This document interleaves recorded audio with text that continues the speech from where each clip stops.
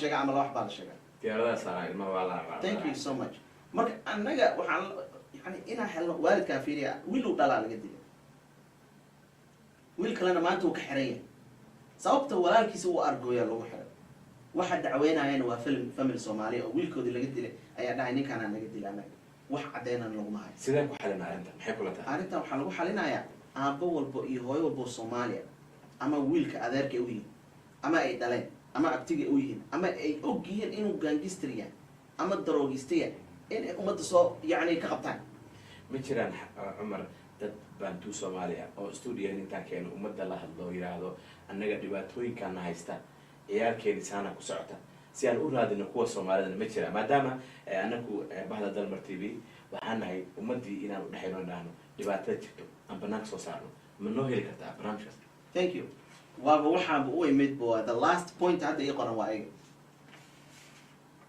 يعني I like how the conversation is going because يعني waxaan u socdo waa kana waxa la yiraahdaa Jarelweyn talk show wiilal dhalinyaro gaantu waa samaystay sababta u sameeyeen waxay tahay in ay wacyigeliyaan dhalinyaradooda heeso u qaadaan qaar waxa kamid ah fanaaniina heeso waxay qaadaan dhiirigelina inuu qofka ka baxo gangsterkan inuu maaragtay daroogooyinka ka dhaxbaxo inuu maaragtay naftiisa horumariyo oo nin qof wadanka wuxuu galay spear haddana waxay sameeyeen sports program soccer liigaga waxay galeen oo Columbus ka jiro oo state wide ka jiray galeen qaarkood dhalinyartii ay gelinayaan meeting ayaa hor westiga ku lahayn oo meerka la kulmeeyeen way joogeen yani way diyaar presidentigooda diyaar inuu imaado fariisto oo dadka la hadlo dhalinyartooda diyaar yani talk showgan hatta waxay u baahan yihiin in fursad loo siiyo Dalmar TV inay ka yeeshaan hatta maalmo oo ay ummadooda wacyigeliyaan dadkooda wacyigeliyaan diyaar bay u yihiin inay la shaqeeyaan community diyaar bay u yihiin dhibaatada jirta waxay tahay sida ay u dhiiran yihiin ay booliiska uga ogolaadeen guryahooda in mid loo baaro Soomaalida ma u dhiiran ma diyaarsan haddayna u diyaarsanayna Soomaali baa wali joognaa oo dagaalka ma dhamaanay dhibaatadan ma dhamaanayso Umar waa aad baad maasan tahay mar labaad iyo saddexaad ba dhamaan daawadeeshana daawanahaya barnaamijkeeni meelo aad u wanaagsan buu sii gudbay iyo dhibaatooyin waxaa jirta aad ogtihiinba in dhalinyarada isdilayaan oo cad oo leeyahay bantu iyo Soomaali way isku dilayaan ama Soomaali kala dilay ama bantu kala dilay dhibaatadaas dhibaato aad dib ugu hayso way dhalinyaro fara badan baana ku dhimatay magaalada Columbus marka walaalkeen Umar ayaan barnaamijkii gudaha u sii gali doonaa insha Allah waxaan rajaynaynaa in barnaamijkaas uu hore inuu socdo Umar ma isleedahay haddii aan barnaamijkan cadeyno oo aan sida hadda u hadlaysid aan wax kasta banaanka soo dhigno oo dhalinyarada horta awalan waxaan u sheegayaa dadka reer bantu ama Soomaali Jarelweyn la yiraahdo Dalmar TV waa meel aad leedihiin way idin furan tahay barnaamijka Umar uu ka hadla diyaar baan u nahay inaan qabano dhalinyaradana aan soo dhaweyno barnaamijkan oo gudbino iyadoo Englishna aan siidayno iyadoo Soomaali aan siidayno barnaamijyada ay rabaana inaan insha Allah u furin doono waqti iska jalno sameyn doono Umar marka mas'alahay masaajidada maadaama dhabarka Umarka ay yihiin waxa malna 8 masaajid sagaal waaweyn baa ku taala Columbus waxa ku yaala the third largest mosque in the United States oo masjid Abubakar oo dadka Soomaalida ay dhisteen oo ay mataqaanaa lacag ku baxday ilaa 4 something million waa inkastoo aysan jirin wax badan oo hadda ka soo baxa oo maanta aan arkayni ilmaha bantuda markaan aadno dugsiga ma aadaan marka maxay ilmaha bantuda dugsiga u aadeen ilmaha bantuda dugsiga kuluguma arko Soomaalida meelaha ay Soomaalidu degan yihiin ama masaajidada lama arko maxaa sababay inay dugsiga aadeen oo ilmaha kale ku milmaan wallahi ma garan karo waa arrin aad dhibkeeda u leh waxayna salka ku haynaysaa yani faqooqa ama maaragtay midab kala sooca lagu hayo ummadda horta macallin quraan dhigaayo ma dhihi kari asaa buriyey oo dee ilaah baa ogtaas ani ma malaynaya inay dhacayso laakiin dadkii laga yaabaa cabsi inay iska qabaan oo yani haddaan Soomaalida macallin dugsi u geysto yani waxba iima baraayaan oo waa la iyasayaa oo lama rabo ilmahayga lama rabo kale in ay ka dhaadhacsantaa laga yaabo laakiin aniga waxaan dhihi lahaa taa waxaaba ka daranba يعني واحد جرى قوس جارة أو Somali bantu community أي يعني جارين أو الماء هدوبة هاي سكول دمايو يعني إنه واحد دمايو بس المهنة أي كعاجزان إنه يصير برتان وحكلا أو سكول ديان إنه مارك سيرة سنان وحبرش السنة marka dhalinyartan hadda aan ku sheegaya iyo presidentiga maaragtay Somali Bantu iyo barnaamijka hadda ay wada waxaa kamid ah in dhalinyarada lagu dhiirigeliyo inay wax bartaan marka pointiga hadda ii qoran waxa weeyaan it takes only 5 to 10 years to invest in the children in our community to see doctors, nurses, IT professionals, lawyers, engineers, police officers, and sportsmen. Intaasoo fieldiyo kala duwan iyo kuwa ka badanba ayaa waxaa lagu arki karaa muddo 5 sano iyo 10 sano. Picture-kan marba inaan dadka tusno laakiin u fiirso. Wiilashan waa 2017 2023 waa 4 wiil oo asxaaba 2017kii waxay ahayn caruur yaryar dhaqaatiirna wayaan 2023 kulli waa dhaqtariin dhaqaatiir how long ay qaadatay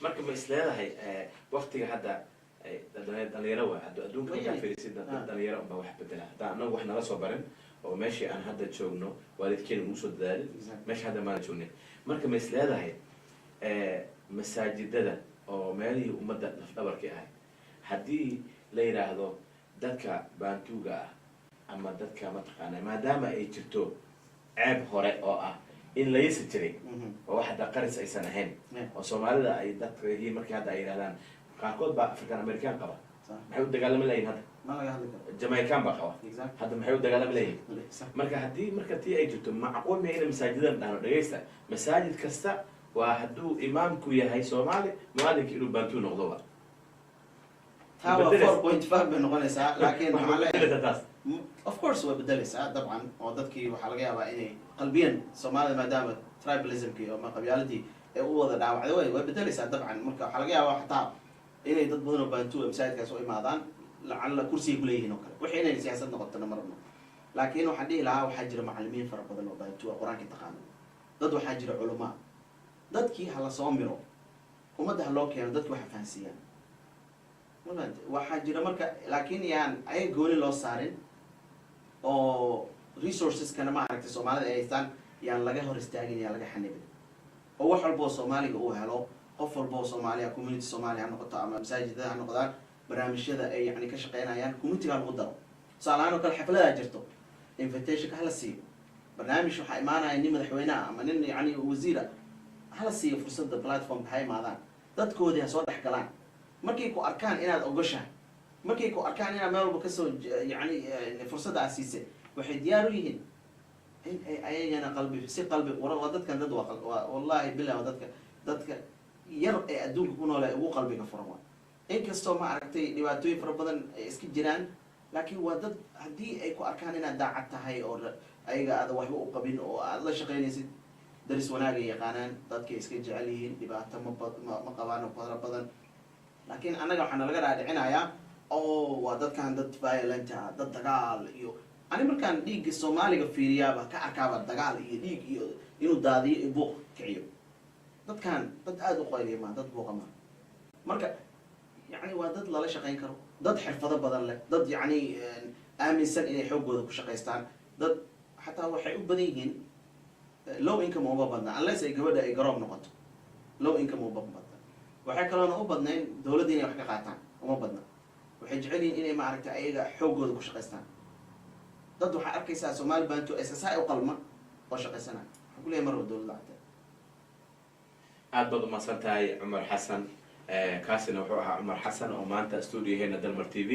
marti inuu ahaa barnaamijyadan khamiis kasta ayay ka bixi doonaan Dalmar TV Cumarna uu nala sii joogi doonaa isagoo qeybaha badan qeyb Ingiriis ku baxda iyo qeyb ku baxda afkeena Soomaaliga iyo qeyb afka Baraawi ku baxda iyo afka mataqaanaa afka ay dadka Soomaalida ku hadlaan oo badan ayuu insha Allah uu noo sameyn doonaa waxaan insha Allah rajaynaynaa tripka hadda nagu xigo schedule-keena nagu xigo kale inuu noqdo dadka baantuuga ah odayaasha iyo dhalinyarada dhammaanba in Dalmar TV ay marti u gelin doonto si ay barnaamijkaas usii gudagalno oo aan uga dhibgaarno waxyaalaha dhaco cunug dambe oo Soomaali ah ama cunug dambe oo baantu ah inuu dhinto ma doonayno dad muslimiin ah walaalo ah dhibaatadii soo gaadhay horay rabo inay kasoo kabsadaan ayaana meesha ku joogna insha Allah waxaan rajaynaynaa inaan si wanaagsan barnaamijka aan kaga shaqeyno halka aad naga daawanaysaan waa Dalmar TV إن شاء الله وينقول أنت وعن والسلام عليكم ورحمة الله وبركاته. بسم الله الحمد لله رب العالمين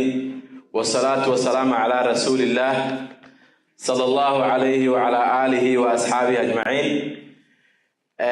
ما أنت وحن بحنينا ورمرتيات كسابسن بالوين تسمى وضل أو كشرتي نورث أمريكا.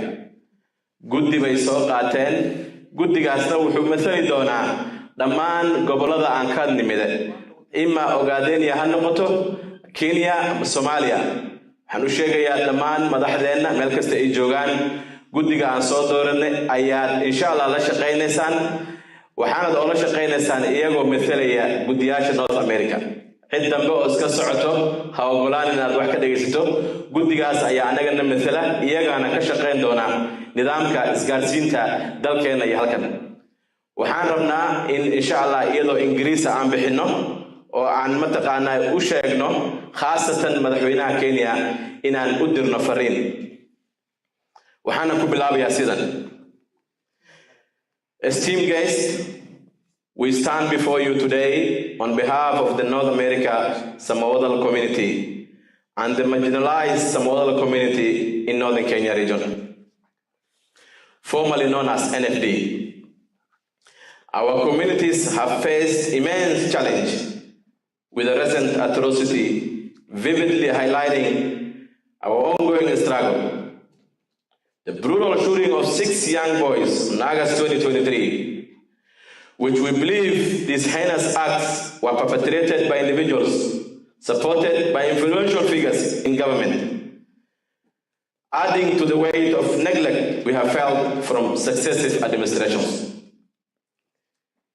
In 1964, our community suffered the loss of our beloved Sultan Umar Hassan Shuriye to the same clan militia. Sadly, we now witness a similar pattern of violence. The lack of justice for these crimes is disconcerting, and those responsible for the death of our sons who were murdered this year in Garissa remain unaccountable. The culprits are reported to be from the same community in Garissa County as per the county commissioner statements, underscoring the dire situation our people face. We implore President Dr. William Samoei Ruto to take heed of our plea. Without interventions, we risk perpetual marginalization and further loss of innocent life.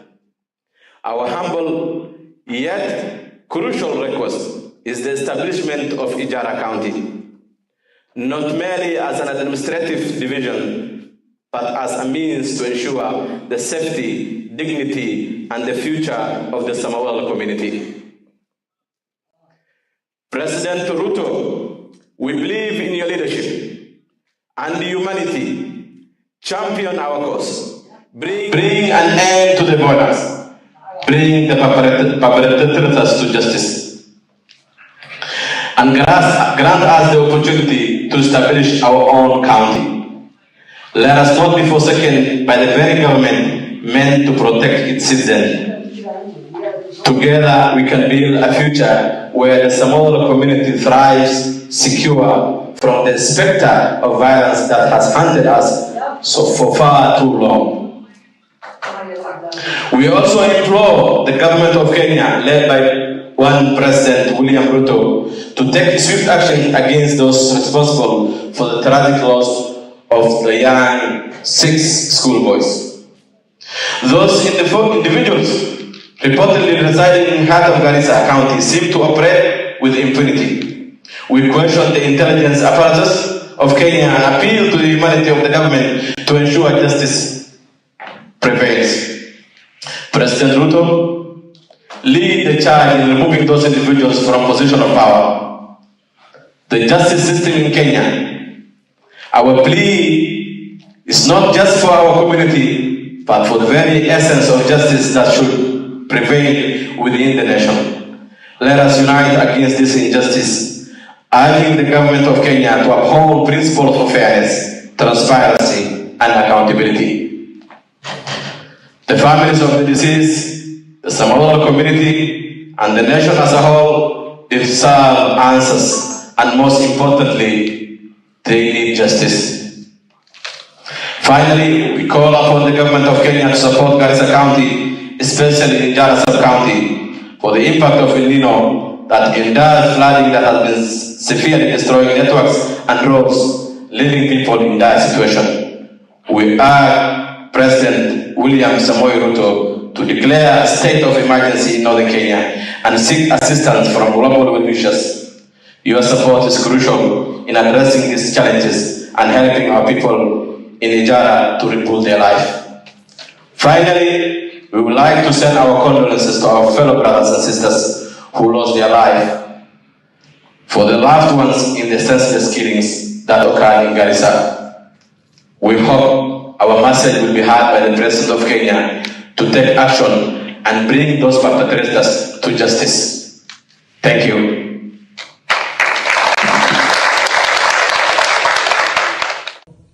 السلام عليكم وإن السلام يا دمان أنت كسوق بشيء شركة ستة مرمود نوسو هذي أو باللوذي لبي لباتنكي ستة لباتنكي أفر لباتنكي إيمان توشن لباتن وعن شركة سوق بكوينين وعشان لباتنك نوفمبر لوذا كون ستة لباتنك وحرجينا يا إنه شركة نقضى الشركة لما ذا يقول وحكسو بحا أي نقضى محمر الله رنت وحنا بين سوق بيو والمرتيات كشركة كسو بحي أو يوه الرئيس مهدنك دمان عكس دو سوق مقابسي cid kastoo ka soo qayb gashay oo ugu horeeyo ugaaska guud ee beesha Talamuge ugaas Ibrahim ugaas Mashkooke iyo dhammaan odayaasha kale ee gadaasheeda taagan waa mahadsantihiin sidoo kale waxaan rabaa inaan u mahad celiyo guddiga qabaqaabada ee shirkan suurtageliyay waxaan leeyahay waa mahadsantihiin runtii waxaan rabnaa inaan marka koowaad ka hadalno oo murtiyada ku saabsan yahay xaaladda hadda ka taagan Garissa County iyo gobolka Shabeelle oo ku saabsan fatahaadaha runtii dad badan waxyeelay ilaahay waxaan ka rajaynaynaa dadkaasi inuu boogadhayo inta dhimatayna ilaahay u naxariisto runtii dowladaha waxaan rabnaa ay ka mid yihiin inaan ku dhiirigelino runtii fatahaadahaasi waxaa ka dhashay cudurradaasi dadka isbitaal la-aan iyo daawo la-aan bay runtii la rafaadsan yihiin marka waxaan rajaynaynaa inay dowladaha ay ka mid yihiin sida Garissa County National Government dowlad deegaanka iyo dowladda dhexe ee Ethiopia inay si hagarley ah dadkaasi wax la qabtaan una gaarsiiyaan daawo raashin iyo wax la mid ah sidoo kale waxa waxyeello ku dhacday wadooyinkii oo wada go'ay marka sidaa darteed runtii waxaan jeclaan lahayn dowladahaasi in ma garanaysaa dadkaasi laga taxadaro wadooyin loo sameeyo qodobka labaad waa insecurity ama amni darrada ka jirto Garissa County bishii August waxaa la laayay 6 wiil oo dhalinyaro ah oo caruur ah sabab loo dilayna ma garanayno marka dowladda Garissa County ama National Government of Kenya waxaa codsanaynaa dambiilayaashii dhibkaasi geystay in sida ugu dhaqsiyaha badan maxkamad loo soo hortaago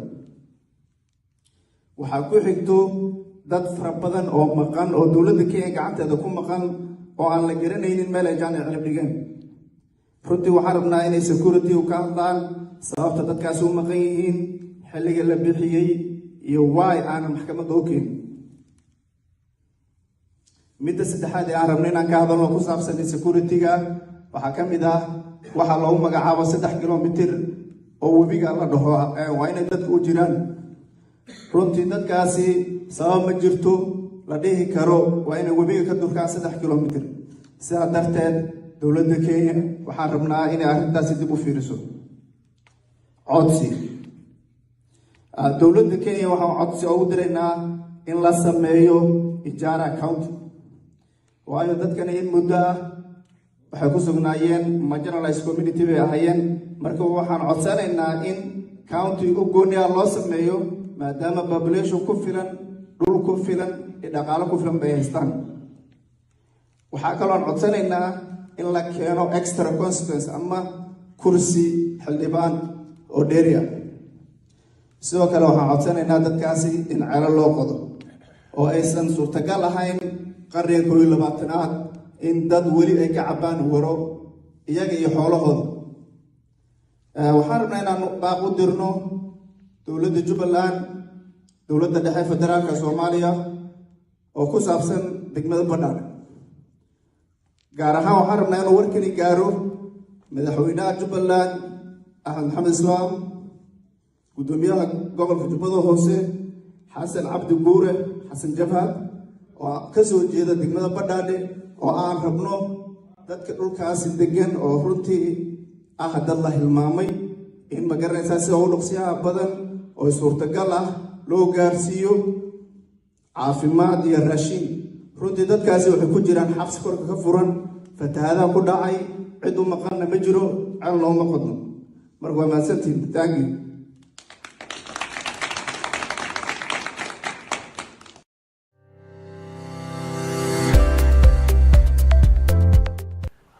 kulanti wanaagsan khiyaarteena daawanaysa dhammaantiinba meel walba caalamka aad ka joogtaan. halkani waa telefishinka Dalmar oo aad goorahan oo kale barnaamijyada gaarka ah aan kala go'in ee saacadii hadda waxay iska noqdeen 24 saacadood inuu iska socdo telefishinka. marka goorahan aan soo galno waxaan oranayna xil walba ku jirtaan, ama habeen ha noqoto, ama galab ha noqoto, ama casar ha noqoto, ama subax ha noqoto. waxaan idin leenahay isku soo noqod wanaagsan dhammaantiinba meel walba caalamka aad ka joogtaan. telefishinka Dalmar TV Columbus Ohio xariga Mareykanka. maanta waxaa hareertayda bidix fadhiya agaasimihii telefishinka Dalmar TV oo alaaba badanaaba muddooyinkan 3 bilood marka la joogaba asaga wixii telefishinka ku soo kordhay, wixii bulshadu ku soo kordhiyay ayaa intaba badanaaba aanu ka wareysanaa.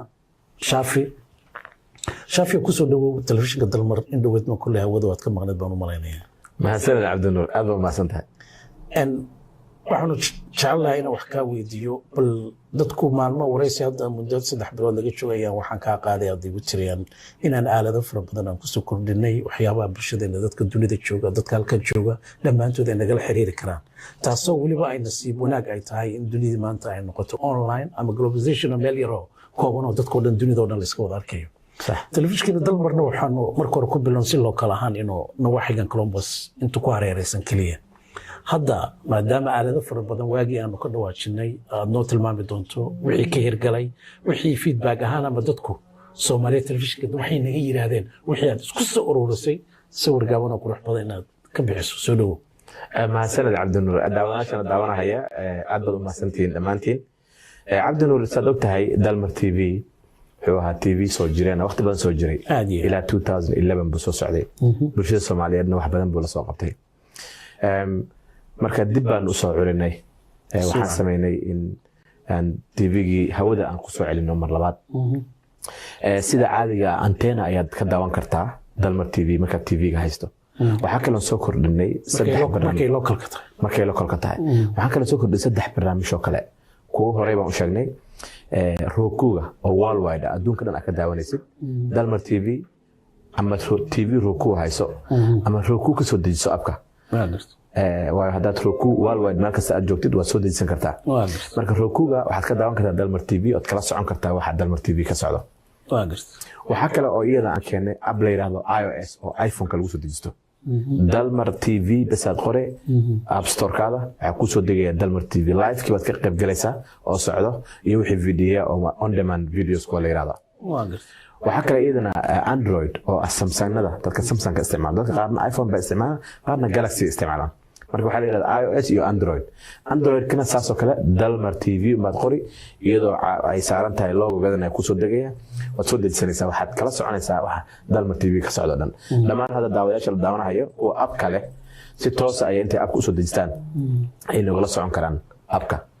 waxaa kale iyadana aan soo kordhinay oo nagu cusub Cabdinuur, waxaa la yiraahdaa Android TV. Android TV usbuucan soo socdo ayuu active noqonayaa.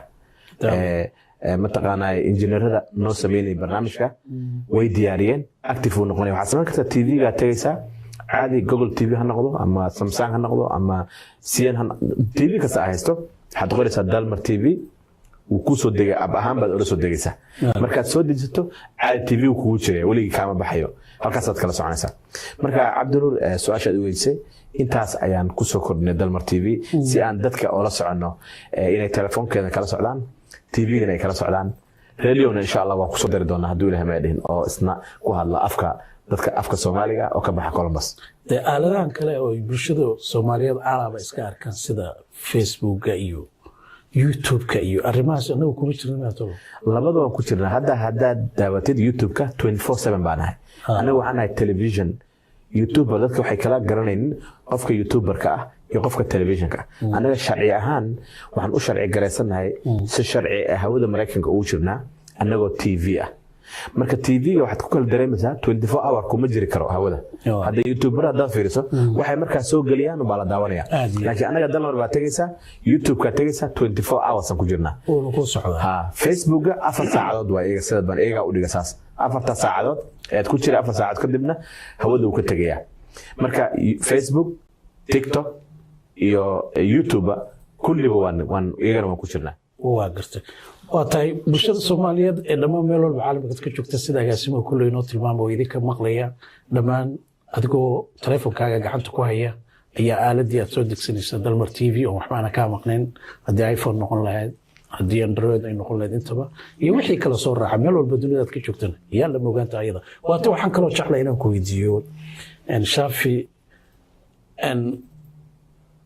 barnaamijyada inagu soo howlan ama toddobaadyada inagu soo aadan warar fara badan baan kulli hadda saaka ka aqrinaya meesha ka arkayay in waddankaygii markaan dib ugu noqono in hay-adii weyneed ee qaramada midoobay ayay cunaqabatayntii Soomaaliya laga qaaday oo dabeetana hubkii iyo wixii la halmaanay maanta ay Soomaaliya ay xor u tahay si waxay doontana soo iibsan karayso sida qaramada midoobay golaha loo dhan yahay markaasi ay arrinkaasi ay caddeeyeen wax kaloo idin jirta mahadiyaha ka gaadhay madaxweynaha xasan sheekh maxamed inuu asaguna ay sameeyay in uu ka qayb galay shir in muddo uu ku taamiyay in bariga Afrika dabeetana xagga ganacsiga iyadana suuqii aan si wanaagsan loogu soo biiray taayada dadka madasha ummadda Soomaaliyeed ee caalamka ku nool iyo waxyaabaha sida gaarka ee dad gaar oo loogu talagalay iyo dood iyo wax noocaas oo kala dil qaban la taayada maxaad sawir ka haysaa Cabdulla horta waa arrin aad u wanaagsan horta wadan waxaan salaan diiran u direynaa nababaha Dalmar TV ah oo ku hadlayna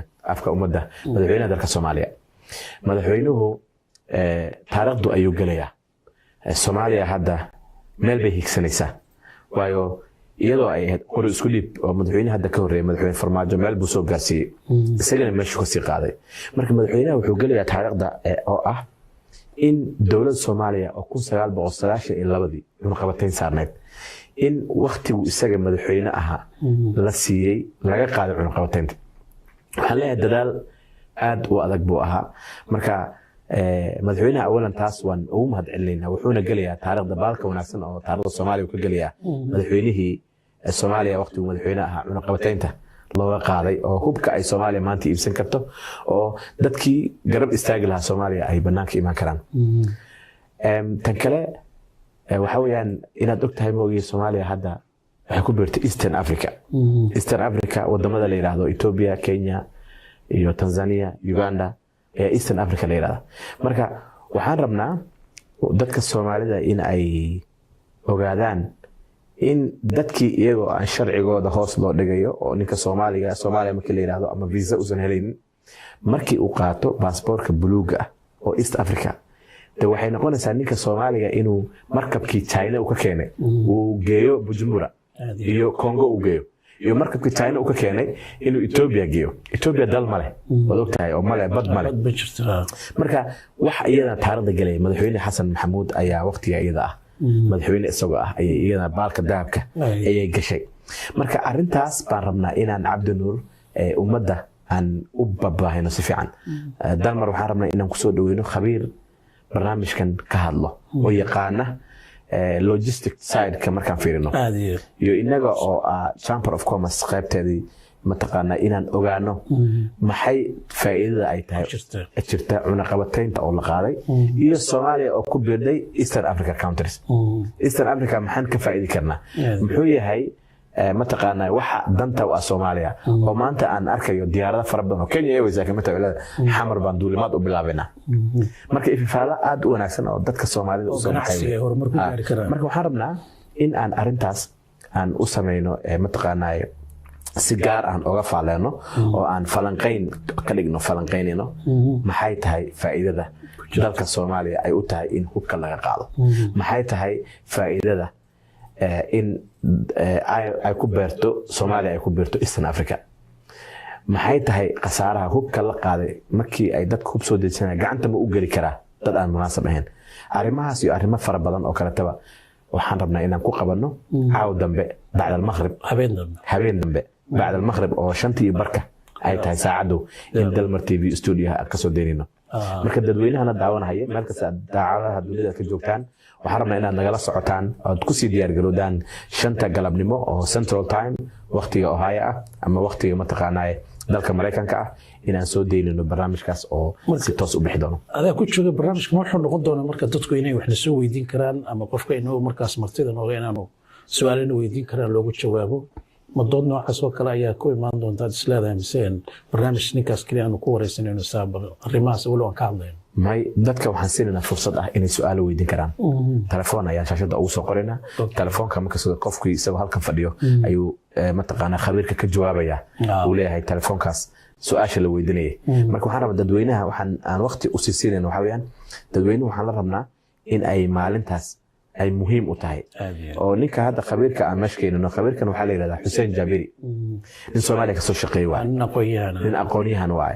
nin aan maanta leenahay way waxa uu hayo wax sax ah weeyaan marka waxaan rabnaa ummadda inay su'aalada weydiiyaan maxaa ka soo bixi kara in ay Soomaaliya ku biirto East Africa muxuu yahay waxaan higsanayna anaga 10 sano ugu soo socoto Soomaaliya xagee u janqaadaysa daawayaasha qiimaha qaayaha leh bartan idin kala hadlayna waa telefishinka Dalmar TV barnaamijkaasi aan ogaanina habeen dambe haddii Allah uu dilo ogolaado xaggay saacada bare xaggana North America markay tahay ama Columbus nawaaxigeeda markay 5:00 galabnimo dadweynuhu inay u diyaar garoobaan si wanaagsan daawashada ugu dabeetan wixii su'aalo ay qabaan halkan loogu jawaabi doono barnaamijkii aan sida gaarkaan ku wareysanaynay agaasima Shaafi ayaa intaas ku soo gabagabeynayna waxaanu jecelnahay in aad wixii talooyin iyo tafaasiil dheeraad ah u baahantiin inaad nagu soo wargelisaan waxaad nagu dhaleeshan intaba isku soo wada duubo waa xaqiin waad noo soo gudbin kartaan waxaan halka ku soo koobayna barnaamijka gaarkaan agaasima Shaafi aan ku wareysanay intaan kulantadeena dambe aan kulmi doono waa inoo beritoole 5:00 galabnimo haddii Allah uu dilo ogolaada inta iyo inta ka soo horeysana waxaan idinku duwaya xagga farsamada hanad xaggiisa ayaan idinku duwaya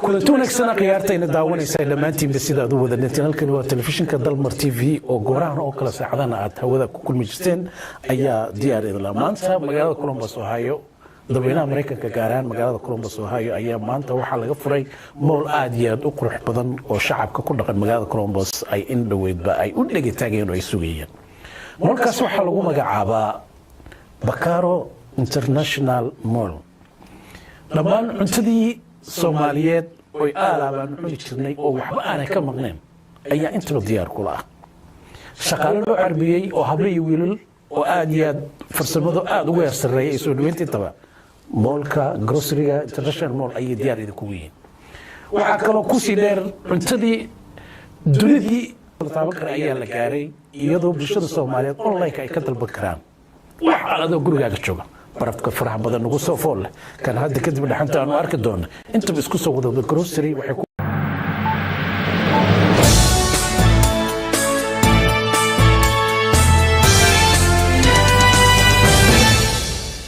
Welcome to Dalmar TV. This is Sabrine, and we have our special guest from U.S. Small Business Administration. I have Everett Woodell, District Director, and Terry Bolden, Deputy District Director. And you're from the Columbus District Office? That is correct. Welcome to Dalmar TV. Thank you so much, Sabrina, and I'd like to thank you and Shafi for inviting us to Dalmar TV. We're excited to be here today. Perfect. We appreciate having you guys. I'll start with the questions. Sure. And you can answer however you like. As key leaders at the U.S. Small Business Administration, can you both describe your vision for supporting small businesses and how do you plan to achieve it in our region? That's a great question. And you know, one thing the administrator for the U.S. Small Business Administration has done is she's really emphasized reaching our underserved communities. and Terry can, add to this as well. We as leaders here locally have made it a strategic outreach for us to make sure that we are reaching the most underserved areas. And I know we've talked a little bit earlier, there's some questions you have, so I won't get into that, but I really think the emphasis for us as reaching communities that historically no one did reach out to them, right? How do we build relationships with them? And I think we as an office have done a great job of trying to build and forge those collaborative efforts. Terry, anything you'd like to add to that? Absolutely, and I think and thank you, Sabrin, for these this wonderful opportunity to interview with Dalmar Television. As District Director Everett Waddell has mentioned, the administration's intentions and intentionality to help small businesses and the underserved in our communities grow and expand, and particularly in Central Ohio, our Somali population is growing 100%. exponentially, which means more entrepreneurs, new business opportunities, and a chance for us to help those businesses meet their potential to grow. And can I add to that too, is I have my counterpart in Minnesota, Minneapolis, right? We always have a little rivalry between, there's a large Somali population in Minnesota and Minneapolis, and they too, we have actually collaborated with them on how we can better reach the Somali population. It is quite an extensive population here in Columbus, a very entrepreneurial community, and it's one that we had historically not tried to work with as an agency, and what we have done is tried to forge relationships and remedy that problem. Perfect. I'm glad to hear that. So my key question would be, how do you collaborate with small organizations and local businesses to foster economic development and create opportunities for growth? So that's another fantastic question. And Terry, please, if I missed something, I want to take a step back and give you a little understanding of how we got where we are as far as our relationship with the Somali community. When I came on board, I came from the private sector 6 years ago. And one of the issues that I found was there was a lack of engagement within a large demographics of our communities, our Hispanic community, our Asian community, our Somali community, our LGBTQ community. We had really no relationships. And I had a great conversation with Steve Stivers, who was a congressman at the time, but was coming back to be the president of the Ohio Chamber of Commerce. And I said, we don't have a relationship with you. How can we build one? And how can we help our diverse communities build a relationship that can be helpful to them in pursuing contracting with companies and so forth? So Shafi, through the Chamber, was so instrumental in us helping put that together that we now convene quarterly with the Ohio Chamber, all of our chambers from our diverse communities. The Somali community is at the table, right? So is the Hispanic community. So is the African American community.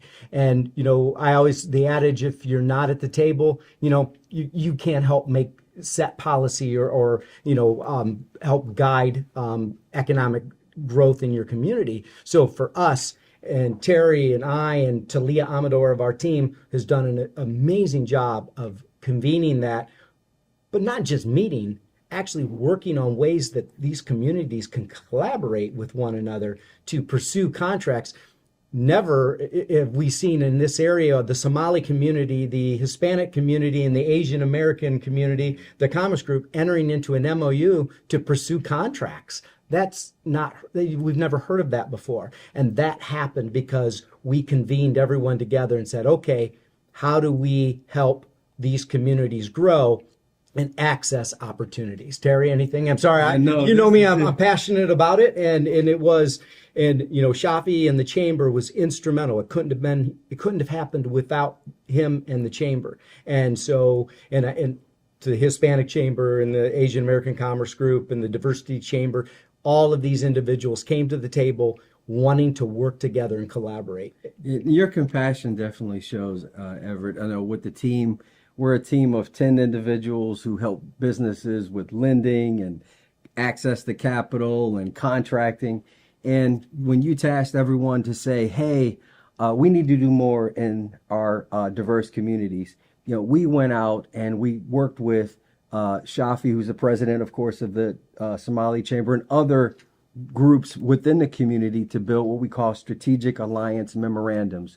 And those are what they call MOUs that allows us to work in a collaborative way, in a formal way, to co-brand and market not only our logo, but also programming that allowed the agreement with the Somali Chamber and the Asian American Chamber to happen. Yep. So those are some of the things that we've done here in the district, signed strategic alliance memorandums with the Chamber of Commerce. And I want to say, too, as a new immigrant emerging community, you can grow and you try to find resources that are free. I mean, the SBA offers free counseling and training sources, but you want to also think about building trust and equity. And the only way we build trust and equity is when we work with groups that are really ingrained into the community. And the Somali Chamber of Commerce being one of those groups, and working with Shafi and again, many of the other individuals who are your community leaders, gives the federal government, SBA, the big, scary federal government agency, it gives us trust and equity in the community. So it's very important from us, from a strategic vision, is to continue to work with our boots on the ground through our lending and our capital and our contracting staff to work closely with groups to help, build that trust. As a federal agency, credibility is everything, right? And if they've not interacted with our agency ever, how do we expect there to be credibility there, right? Until we build that relationship and we prove. I given a conversation. I remember having coffee with Shafi at a Panera, and we discussed it. And the whole conversation was, well, we really don't know you, right? How do we trust you, right? Well, I feel like we had to earn that, right? And I believe we have earned that.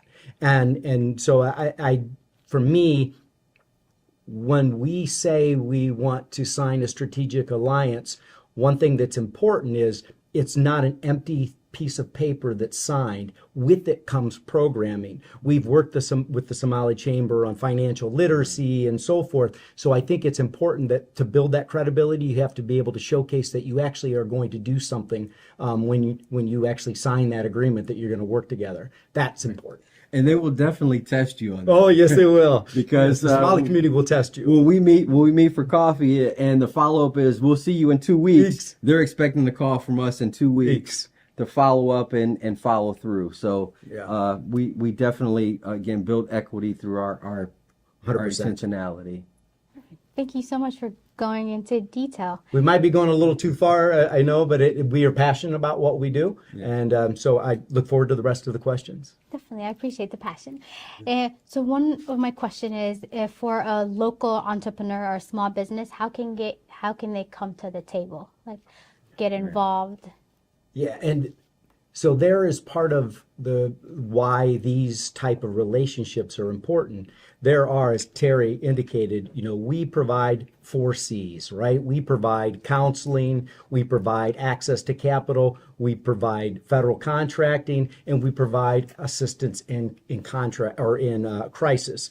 And I think it's important that we get the knowledge and the word out there that these resources are free of charge. Yeah. And so when you talk about an entrepreneur and they're looking for those services, shame on us for not been in the Somali community letting you know that these resources are free of charge. They exist through the small business development centers, through the SCORE counselors, through the women business centers. And I'm proud to announce after 6 years of fighting, we're now going to have a veteran business outreach center in Ohio for veterans. And as a veteran, that was near and dear to my heart. So an entrepreneur, especially within our underserved communities, a lot of times there were language barriers, but there was a lack of information provided. And what is important is we as a federal agency and as a team, we get into the community and we show you that there are resources available to you to help you not only start your business, but grow your business. Because we have a lot of entrepreneurs, they've already taken that step, right?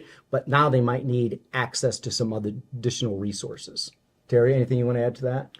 No, and I will also add, I will say, when oftentimes when we talk about access to capital or contracts, the universe is huge across the state of Ohio, and we work with all of our resource partners, as Everett has mentioned, with SCORE and the SBDCs, which are the Small Business Development Centers and Women's Business Center, but also the state of Ohio. The state of Ohio has a lot of parallel programs that can collaborate and commingle in some instances with the SBA federal programs. But most importantly, understanding what our programs are. We've received tons of questions about how do I access a loan with the federal government, and we know that there are some barriers there within the Somali community. We talk about Sharia law or other restrictions behind faith-based principles that, hey, we don't do interest, in our religious beliefs. So we then try to find other avenues that would mirror up to what the Somali community needs, to what we can also provide as a federal agency. So it is our job to continue to find other resources within what we have, but also understand, some of the challenges in also getting capital or contracts or those other resources to small businesses. So, and during the pandemic, the Somali community did step up. There were a lot of grants, and a lot of entrepreneurs were able to access that. But interest is an issue on loans, and it's something that I know ECDI locally, the Economic Community Development Institute, they do have some fee-based type loans, or not loans, but access to capital. So there are groups and entities that are trying to breach that barrier that it exists within the Somali community as far as interest, and I think it's growing exponentially. There are now lenders that are realizing this is a very big community in the state of Ohio. And I think the numbers are like 7,000 truck drivers. Yes, yeah, so I mean, yes. it's significant as it relates to economic development within the state as a whole. These are all small businesses paying taxes, and they have become an economic force within Central Ohio and across Ohio. Right, and they're growing. I mean, not just in entrepreneurs, but looking at homes, community development centers. Yes, and they come to us looking for resources on how to build a community center. And again, we can give, all of our resources and training that we provide are free. So we provide those kind of like techniques and kind of like back office support, but we also connect to, again, our resource partners, including, again, the state of Ohio, city of Columbus, and other stakeholders. Perfect. Thank you. Definitely, the barrier for Somalis, Muslims worldwide is riba, interest-based. Yes. So is there anything the SBA, Small Business Administration, is doing to go over the riba-based or... So currently, we don't have any loan programs as an agency, but to Terry's point, when we were discussing it just in the last question, it was what we find is there are other entities that are willing to step into that, like ECDI, to provide fee-based type loans. And there are other big lenders I know that have been discussing it and how they can roll that out, because it is such a significant community that I would not be surprised in the years to come, you'll see more lenders start to realize, how do we reword the way, because it's really contractual, right? The way the language is in the contract, that's the objection too, not just per se the interest, but you can do it fee-based, but language still has to. Shafi took me to school one day and basically started explaining the way that contract could be problematic. So I think it's going to take lenders and others to come to the realization, there's a lot of individuals seeking capital within the Somali community. How do we formulate a program that can help benefit them? It benefits the bank as well, right? They'll get the fees on it. So I just think we're not quite there yet. And as a federal agency, we're not there. Everything we have is going to be interest-based. Thank you so much for elaborating on that. My other question is, what are some of the biggest challenges small businesses face today, and how does the SBA address these challenges through its programs and services? Ironically, it's still access to capital. That's it really one of the issues. I suspect you'll find that within the Somali community. I know within the Latino community, it is an issue as well, and all communities, basically. If you're a small business owner and you're looking to grow, access to capital continues to be one of the largest issues. We do have counselors and through SCORE and SBDCs who are very helpful, but when it comes down to access to capital, higher interest rates hasn't been helpful to small businesses that have been looking to borrow money. We did have a lot of small businesses that did borrow quite a bit of money during the pandemic, so they did have some cash on hand, but that does have interest associated with it and payback over a period of time. So I think within almost all of our communities, it really comes back to, if you're an entrepreneur and you're looking to grow, access to the capital you need to fund that growth continues to be the major issue. And I don't know that will ever change, because it really comes down to, you need money to grow, and being able to access that at maybe a little less cost as far as interest rate wise. But the state's rolled out some great programs on low interest. I mean, interest again, I get it within the Somali community, but those are things that are very helpful to all of the most of the underserved communities to be able to access that. Terry, anything you want to add on that? Absolutely. And one thing, if we take a step back, over the last 4 years, if we think about the pandemic, and a lot of businesses who, they had one business model for such a long time was now being rewritten, revised, changed, right? You have to kind of think a little bit differently now. And it's been a great thing, actually, because now businesses are now leveraging their web page, their YouTube page, their TikTok, and using other ways to leverage social media to get their product, their service, their information out to the universe. And for us, I mean, we look at, okay, the way of doing business was easy for us, right? You come and ask the SBA, how do I get help?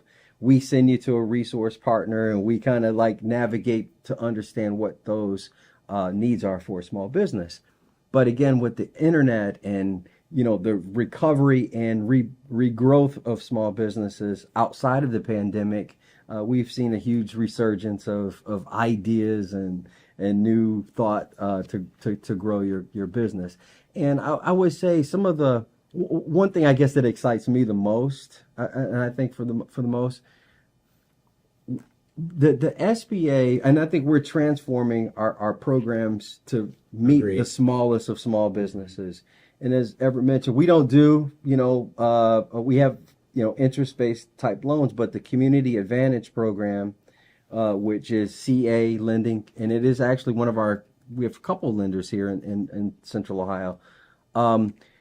There's actually some terms in there that allow them to be a little more flexible from both some of our restored citizens, some of our microloans, our smallest of small, micro businesses.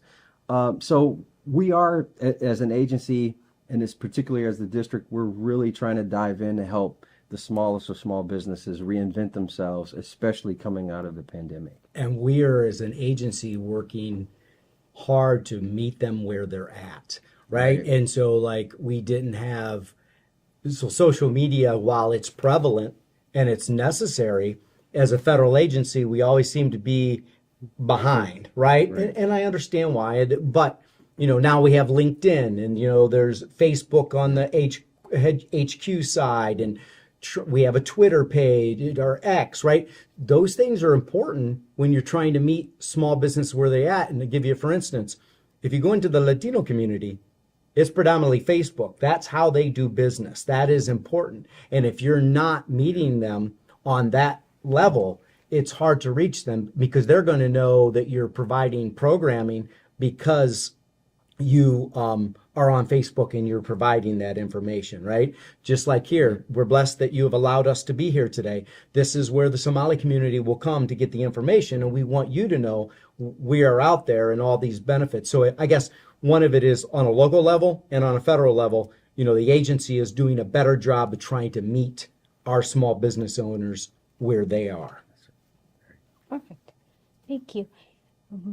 Can you share a success story or explain how the SBA initiatives have positively impacted small businesses and entrepreneurs in our region?